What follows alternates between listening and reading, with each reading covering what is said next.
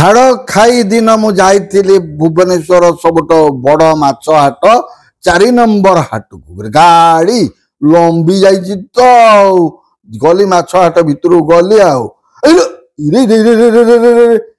ଏଡେ ବଡ଼ ରୋହି ମାଛଟା ତାକୁ ପଚାରିଲି ଏଇଟା କେତେ କିଲୋ କିରେ କହିଲା 15 କିଲୋ। ଦେଖନ୍ତୁ ମାଛ ଫାକୁ ଫାକୁ ଏଇ ସବୁ କେମିତି ଡେଉଁଛନ୍ତି। ଏଠି ମଧ୍ୟ କୋଟା କୋଟିର ବ୍ୟବସ୍ଥା ମାନେ ଚୁନା ମାଛ ଆଣିଲେ ବଛା ବଛି କରିଦେବ। ହେଇ ଦେଖୁନା କେତେ ବଡ଼ ଭାକୁର ମାଛଟା ମୁଁ ଧରିଛି। ଖାଲିତ ଜିଅନ୍ତା ଭାକୁର ମାଛ ଚୁନା ମାଛ ସବୁ ପ୍ରକାର ମାଛ ଆପଣ ଦେଖିଲେ ଖାଲି ଦେଖିବେ ଆପଣଙ୍କୁ ଖୁସି ଲାଗିବ।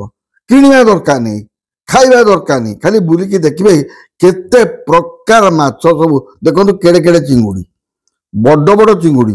ଇଏ ଗୋଟେ ସମୁଦ୍ର ମାଛଟା ଗୋଟେ ବିରାଟ ବଡ଼ ସମୁଦ୍ର ମାଛ। ଦେଖୁନ ଏଠି ମାନେ ରୋହି ଭାକୁର ମିରକାଳି ଚିଙ୍ଗୁଡ଼ି ଚୁନା ମାଛ ସବୁ ପ୍ରକାର ମାଛ ଆପଣ ଏଇ 4 ନମ୍ବର ମାଛ ହାଟରେ ପାଇବେ। ଆପଣ ଖାଆନ୍ତୁ କି ନ ଖାଆନ୍ତୁ ଖାଲି ବୁଲିଯିବେ ଆପଣଙ୍କୁ ଭଲ ଲାଗିବ। ଦେଖନ୍ତୁ କେତେ ପାମ୍ପଲେଟ ମାଛ ଥୁଆ ହେଇଛି, ଇଲିଶି ମାଛ ଥୁଆ ହେଇଛି, କଙ୍କଡ଼ା ଓ ଓ ଦେଖିଲେ ଆପଣ ମନ ଖଏଙ୍ଗା। ଦେଖନ୍ତୁ ଏଠି ମଧ୍ୟ ଜିଅନ୍ତା ମାଛ ବି ଅଛି, ଯେଉଁ ଆମର ମାଗୁର ଫାଗୁର ମାଛ ନା କଣ ସେ ସବୁ ଅଛି। କଙ୍କଡ଼ା ଦେଖନ୍ତୁ କେମିତି ଚାଲୁଛନ୍ତି ଏକଦମ। କେତେ ସୁନ୍ଦର। ଏଠି ମଧ୍ୟ ସମୁଦ୍ରର ସବୁ ପ୍ରକାର ମାଛ ମଧ୍ୟ ଆପଣ ଏ ହାଟରେ ପାଇବେ। ସତ କଥା କହୁଛି ଏ ହାଟରେ ବୁଲିଗଲେ ଆପଣ ମନ ଖୁସି ହେଇଯିବ। ଦେଖୁନା ଆହା ଗୋଟେ ଧରିଛି ଗୋଟେ କେଡ଼େ ବଡ଼ କଙ୍କଡ଼ା ରେ। ଆହା କି ହସ। ଓହୋ ଓହୋ ତାକୁ ପଚାରୁଛି ମୁଁ କଣ କେତେ ରେଟ୍ କଣ ସବୁ ସେ କହୁଥାଏ। ଏଠି ମୁଁ ମାଛ ବୁଲି ବୁଲି ଦେଖୁଥାଏ। ଓ ଖାଲି ତ ଦେଖିଦେଲେ ମନ ଏଇଟା ସମୁଦ୍ର ମାଛଟା। ଏଇଟା ନାଟା ହଉଛି କଣ କିଙ୍ଗ ଫିସ୍ କଣ ସି ଫିସ୍ ନା କିଙ୍ଗ ଫିସ୍ କଣ ସମୁଦ୍ର ରାଜା ମାଛର ରାଜା ତା ଦେହରେ ଦାନ୍ତ ଗୁରା କେମିତି ହଁ ହେଇଛି କିନ୍ତୁ ତା ଦେହରେ କଣ୍ଟା ନାହିଁ। କଣ୍ଟା ପାଇବେନି ଆପଣ ମଝିରେ। ଦେଖ କେଡ଼େ କେଡ଼େ କଙ୍କଡ଼ା ଏତେ ବଡ଼ କଙ୍କଡ଼ାଟା ଦେଖିଲା କଣ ହେଇଯାଉଛି। କଙ୍କଡ଼ା ଆପଣ ମାନେ ଦେଖିଲେ ତ ଖୁସି ଲାଗିବ ଆଉ। ଚିଙ୍ଗୁଡ଼ି ଭର୍ତ୍ତି ହେଇଛି। ନାନୀ ହାତ ହଲେଇ ଦେଲେ। ନାନୀ ବସିକିରି ଚିଙ୍ଗୁଡ଼ି ବିକନ୍ତି। ମୁଁ ଚିଙ୍ଗୁଡ଼ି ଆଗ ନାନୀଠୁ ମଧ୍ୟ ଆଣେ। ତା ପାଖରେ ଭେରାଇଟି ଚିଙ୍ଗୁଡ଼ି ତାପରେ ମାନେ ଭଲ ଭେରାଇଟି ଚିଙ୍ଗୁଡ଼ି ରଖିଥାଏ ମୁଁ ତାଠୁ ଆଣେ। ତା ପାଖରେ ତା ରିଲେସନ ଯା ନା କଣ ତାର ହବ ଗପୁଡ଼ି ମାନେ ହେଇଲୋ ସେମାନେ କହୁଛନ୍ତି ଆଜି ମାଛ ବେପାର ଜମା ହେଇନି। ଛାଡ଼ ଖାଇରେ ପୁଣି ବେପାର ହେଇନଥିବ। ଇଏ ଗୋଟେ ଆମକୁ କହିଦେଲେ ଯେ ଆଜି ଜମା ବେପାର ହେଇଛି। ବେପାର ହେଇଛି ତାଙ୍କର ଠିକ ବେପାର। ଏଠି ଶୁଖୁଆ ହେଇଲୋ ଶୁଖୁଆ ଶୁଖୁଆ ଆପଣ ଦେଖିଲେ ଆପଣ ବଢିଆ ଲାଗିବ ଏକଦମ। ଶୁଖୁଆ ମାନେ ନେଇଯିବେ ଖାଲି ପୋଇ ସାରୁ ଆଳୁ ବାଇଗଣ ପକେଇକି ଓ ବଢିଆ ଲାଗିବ। ତାପରେ ସମୁଦ୍ର ମାଛ ଦେଖନ୍ତୁ କେତେ ପ୍ରକାର ସମୁଦ୍ର ମାଛ ସବୁ ବିକ୍ରି ହଉଛି। ସତରେ ଆପଣମାନେ ଯଦି ତା ଭିତରେ ଖାଲି ବୁଲିଯିବେ ବିଭିନ୍ନ ଭେରାଇଟିର ମାଛ ଆପଣମାନେ ଦେଖିବାକୁ ପାଇବେ। ଗୋଟେ ଖୁସି ଲାଗିବ। ସେ କିଏ ଖାଆନ୍ତି, କେତେ ଲୋକ ଅଛନ୍ତି ଖାଆନ୍ତିନି ମଧ୍ୟ ଆଇଁଷ ଖାଆନ୍ତିନି, କିଛି ଲୋକ ଅଛନ୍ତି ମଧ୍ୟ ଆଇଁଷ ଖାଆନ୍ତି।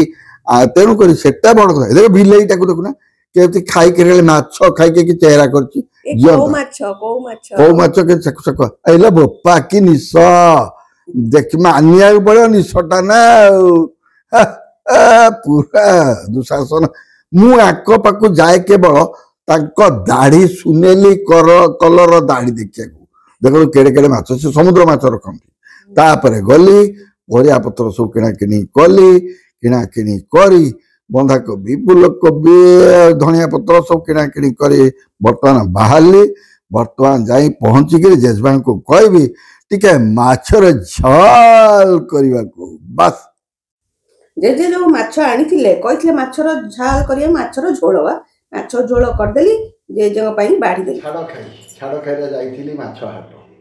ଅନ୍ୟ ଜାଗାରେ ଭାରି ଭିଡ଼ ହେଇଛି। ବହୁତ ଭିଡ଼ ଥିଲା ନା, ବହୁତ ଭିଡ଼ ଥିଲା।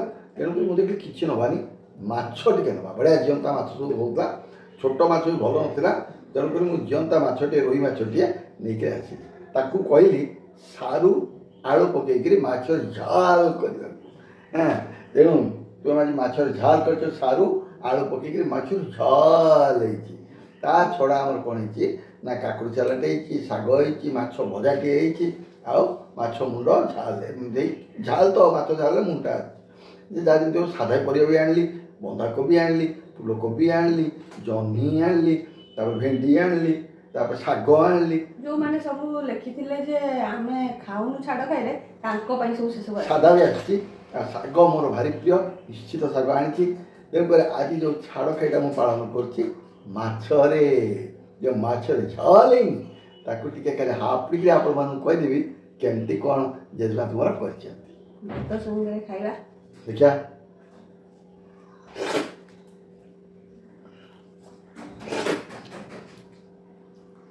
ओ ओ फर्स्ट क्लास